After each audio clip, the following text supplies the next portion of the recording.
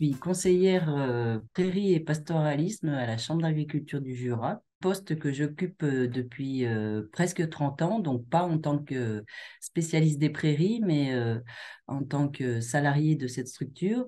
Derrière ces 30 ans, je me rends compte que ma pratique de l'agronomie a vraiment évolué. J'ai fait ce qu'on pourrait appeler de la fertilité chimique, quoi.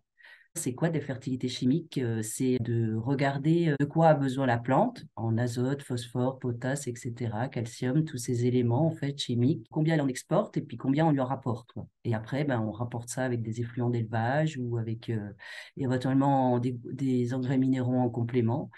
Et ça marchait bon an, mal an, pas si mal finalement, puisque dans le Jura, ben, l'herbe poussait assez bien, la pluie étant assez régulièrement là, même en été, donc ça permettait d'avoir des prairies de qualité et productives qui faisaient leur rôle, en tout cas pour nourrir les vaches et produire du lait à compter, quoi.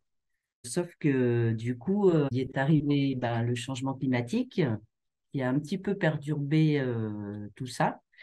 Et bah, ce qui fonctionnait a beaucoup moins fonctionné, quoi. Vraiment, le tournant, moi, je l'ai vu en 2018. 2018 avec la sécheresse de l'été qu'on n'avait jamais connue.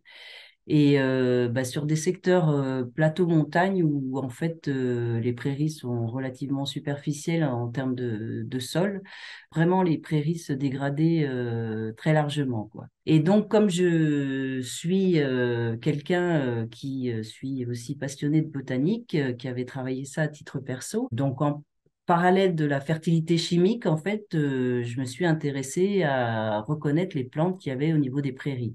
Et grâce à ces plantes bioindicatrices, j'ai commencé à voir effectivement, avec le réchauffement climatique, apparaître des plantes qu'on ne voyait pas auparavant. À force de voir un peu ces plantes qui nous indiquaient des choses au niveau du sol, très naturellement, je me suis dit, il faut que j'aille regarder en dessous. Il ne suffit pas de voir ce qui se passe au-dessus. J'ai acheté une bêche, j'ai systématiquement confronté ma vision du dessus avec celle de ce qui se passait au niveau du sol.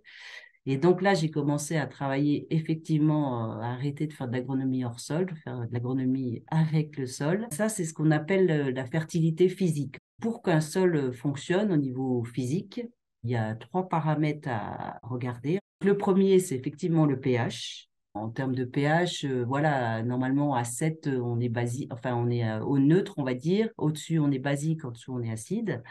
Un pH optimum pour une prairie, on va être plutôt à 6,2, 6,5. Donc, qui correspond a priori au pH du rumen de la vache, donc comme quoi la nature est plutôt bien faite. La deuxième chose, c'est effectivement l'humus, donc il faut de la matière organique dans les sols. La troisième chose, c'est de l'aération. Il faut effectivement de l'air, de l'eau qui puisse circuler, des racines qui puissent descendre, de la porosité au niveau des sols, quoi. Et donc, c'est là où, en fait, moi, je me suis rendu compte qu'au niveau du changement climatique, ça a eu un gros impact sur cette porosité des sols qui, effectivement, pour certains, ne se réparait plus. Chez nous, on a la chance d'avoir des hivers qui sont assez rigoureux. Et cet effet gel, dégel, a un impact très important au niveau de la réparation des sols. Ça permet effectivement de décompacter, en fait, ce qui a pu être tassé dans l'année, quoi. De même, on avait une pluviométrie qui était plutôt régulière. On est passé à une pluviométrie qui est vraiment avec des grosses rabasses à des moments donnés. Et les sols, ben, d'encaisser des 40 millimètres en une journée, et ben, c'est compliqué. Et du coup, ça occasionne effectivement des croûtes de battance, des choses qu'on ne voyait pas forcément avant. Et donc, effectivement, bah, avec des troupeaux qui augmentent aussi en nombre, et puis des conditions de pâturage qui sont ben, de moins en moins optimum, avec des printemps humides, des automnes humides, comme on peut voir en ce moment, on matraque, entre guillemets, les sols, et effectivement, on se retrouve avec des problématiques de tassement de plus en plus importants qu'on ne voyait pas avant. J'ai mis malheureusement 30 ans pour découvrir une troisième fertilité qui est la fertilité biologique. Et c'est là, en fait, où on arrive à la vie du sol. Et je pense qu'effectivement, ce qui est important aujourd'hui, c'est de comprendre ça, c'est qu'il faut remettre, en fait, le vivant au centre du dispositif. Et si on n'a pas de vie dans le sol, on peut faire ce qu'on veut, on peut bien apporter tous les éléments nutritifs que l'on veut. De toute façon, on n'aura pas de production, en tout cas pas quelque chose de qualité, quoi. J'ai compris Le problème, c'est qu'on a toujours tendance à saucissonner un petit peu les choses parce que dès qu'on veut être performant, expert, en fait, creuser sur une question, on a tendance à s'attacher qu'à un seul domaine et oublier un petit peu les autres. La fertilité chimique, c'est plutôt l'apanage des agronomes. La fertilité physique, c'est plutôt le domaine des pédologues. Et la fertilité biologique, c'est plutôt les biologistes. Moi, ce que j'ai compris aujourd'hui, c'est que moi, mon rôle, c'est vraiment de m'occuper de ces trois fertilités, même si j'ai à la base plutôt une formation d'agronome, parce que c'est vraiment avec ces trois piliers qu'on pourra résoudre les problématiques de sol. Qu'est-ce que c'est finalement cette vie dans le sol? Eh bien, c'est assez complexe et c'est peut-être pour ça qu'on l'a délaissé, c'est que c'est peut-être suffisamment compliqué pour éluder la question. Et donc, on trouve plutôt de la macrofaune, donc on va dire ce qui est plutôt visible. Donc, ça va être effectivement des vers de terre, ça va être tous les animaux qui vont être décomposeurs de la matière organique, en fait. Et puis, il y a surtout toute cette faune, finalement, qui est impossible à voir à l'œil nu, microscopique, et qui va être toutes les bactéries du sol qui sont en fait l'essentiel de ce qu'on peut trouver, quoi. À la limite, les vers de terre, c'est peut-être même pas le plus important dans la vie du sol. Cette population-là a un rôle énorme puisque c'est en fait eux qui vont dégrader la matière organique, qui vont finalement ramener les nutriments pour les plantes. Et sans vie du sol, on peut bien apporter ce qu'on veut, la plante n'aura pas à disposition tous les minéraux dont elle a besoin. Il y a aussi des champignons dans le sol, donc tout ce qui est mycorhize. Et en fait, c'est là où on voit aussi que la nature est bien faite parce qu'il y a une association gagnante-gagnante entre la plante et les champignons qui font que les champignons vont permettre effectivement à la plante d'avoir une capacité d'absorption beaucoup plus importante des éléments minéraux. Donc, ils vont lui rapporter toute la nourriture dont ils ont besoin. Et en contrepartie, la plante va apporter aux champignons ce que les champignons ne savent pas faire, c'est-à-dire capter l'énergie solaire via la photosynthèse et ramener en fait cette énergie à disposition des champignons. Tout ça pour dire qu'effectivement, si on veut préserver, parce que je pense que c'est vraiment ce qu'il faut faire, préserver cette vie dans le sol, dès qu'on parle fongicide, donc le fongicide, c'est détruire les champignons. Dès qu'on parle insecticide, c'est forcément détruire la vie. Dès qu'on parle même engrais minéraux, quelque part, voilà, on n'est pas sur la logique de nourrir la vie du sol. Au contraire, on est plutôt dans quelque chose où on risque plutôt de la détruire. Donc, l'idée est plutôt en fait de remettre la plante en santé pour éviter qu'on ait à avoir des maladies et des champignons plutôt que d'essayer finalement de détruire ou de traiter quelque chose qui dysfonctionne, quoi. Au niveau des sols, ce qu'on n'a pas discuté, c'est ce qui existe effectivement différents types de sols.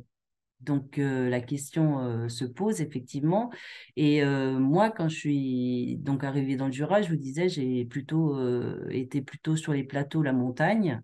Et j'étais habituée à ces sols plutôt superficiels, très vite sur du calcaire, sur de la roche, quoi. Donc voilà, quand on avait 15 cm, 20 cm de terre, des fois c'était le bout du monde. Et je me disais qu'en plaine, c'était vraiment les meilleurs sols parce qu'eux, ils avaient 1 mètre de profondeur et puis alors que nous, on n'avait pas. Et je me disais vraiment en plaine, oui, c'est forcément les meilleurs sols, quoi. Et maintenant que je fais un peu tout le département et que je creuse avec ma bêche un peu de partout, et ben j'ai bien compris que c'est pas du tout la réalité et que au contraire justement ces petits sols un peu superficiels de montagne, ils vont avoir tendance à se réparer effectivement avec le gel, le dégel. Souvent il y a des petits cailloux calcaires qui sont là pour garder un minimum de porosité avec voilà 2 mois de sec, ils vont des fois pouvoir naturellement se réparer du printemps peut-être un peu humide où les vaches ont pu tasser un peu ces sols et se réparer naturellement. Quand on arrive en plaine sur des sols très argileux, donc là on voit des blocs, mais vraiment des blocs où, enfin voilà, quand c'est sec, c'est impossible de planter une bêche et où vous avez en fait des crevasses de 3 centimètres qui font qu'en fait l'eau, dès qu'il repleut, elles vont garnir ces crevasses et finalement jamais réhydrater le sol et les blocs vont rester blocs. Et comme en plus on est sur des secteurs où le gel et le dégel est beaucoup moins important qu'en montagne, la réparation se fait pas forcément non plus l'hiver, quoi. Et donc on se retrouve effectivement avec des sols sans vie ou avec très peu de vie. C'est là où en fait ça devient bien compliqué, quoi. Et on peut se dire il y a peut-être 1 mètre de sol, mais quand on regarde le système racinaire, des fois il est sur 5 centimètres. Donc, il vaut peut-être mieux avoir des petits sols où les racines descendent à 15 ou 20 que 5 centimètres en sol de plaine un petit peu contraignant. Donc, oui, je pense qu'il y a vraiment un enjeu important à travailler sur la santé des sols pour avoir effectivement des plantes en santé. Parce que sinon, on va se retrouver avec voilà, des maladies qu'on va avoir au niveau des animaux et potentiellement, enfin, nous aussi, quelque part, si les aliments que l'on mange ne sont pas suffisants en apport, en minéraux, en vitamines, je ne crois pas que la complémentation en parallèle va nous apporter ce qu'on a besoin en termes de santé. Comme par hasard, j'ai un jardin qui est précisément celui qui n'a pas de vie dans le sol. Du coup, je me suis dit, ben là, cette fois, il faut que je m'y mette parce que c'est quand même un peu la honte d'avoir un jardin et d'être agronome et de ne pas savoir faire pousser des légumes. Alors, du coup, cet été, je suis mise à l'œuvre. J'ai déjà commencé à diagnostiquer un petit peu les problèmes, quoi. L'eau, elle reste en surface, elle ne s'infiltre pas, donc pas d'aération, les racines descendent pas, donc tout va mal, quoi. J'ai regardé le pH, je suis sur quelque chose de très basique et donc qui est pas du tout le bon pH en fait. Le pH, on peut le rectifier en apportant de la tourbe qui va être plutôt acide, donc ça va voilà, réacidifier un petit peu le sol. A contrario, ceux qui ont un pH plutôt acide vont pouvoir remettre du calcaire. Donc voilà, si vous avez des coquilles d'œufs, plutôt que de les jeter, finalement, vous pouvez les mettre dans votre jardin et ça ramènera naturellement du calcaire à votre sol. Ce que j'ai fait, donc j'ai apporté de la tourbe pour corriger le pH. J'ai bêché pour aérer. J'ai apporté du fumier de cheval pour nourrir les bactéries. Après, il va peut-être falloir faire ça quelques années avant que le sol se remette vraiment en fonctionnement, quoi. J'ai fait un pari avec un copain. Je lui ai dit, je te promets que donc j'ai fait ça au mois d'août, que j'aurai des tomates avant l'hiver. Et il m'a dit, sûrement pas, tu n'auras même pas de fleurs. Et ben, je peux vous dire que mes tomates, je les ai eues. Ce que je vous ai présenté, c'est pas forcément une recette, c'est pas ça que je veux vous dire, c'est qu'à un moment donné, je pense qu'il y a autant de contextes différents et qu'après, c'est ça qui est aussi intéressant, c'est d'essayer d'analyser, de comprendre ce qui va pas pour pouvoir apporter les réponses qui ne sont pas une réponse, mais des réponses en fonction des différents types de sols. Mais moi, ce que j'aimerais dans mon métier, c'est pas laisser les agriculteurs tout seuls face à ces problèmes en se disant oui, d'accord, ok, j'ai des problèmes, mais je fais quoi?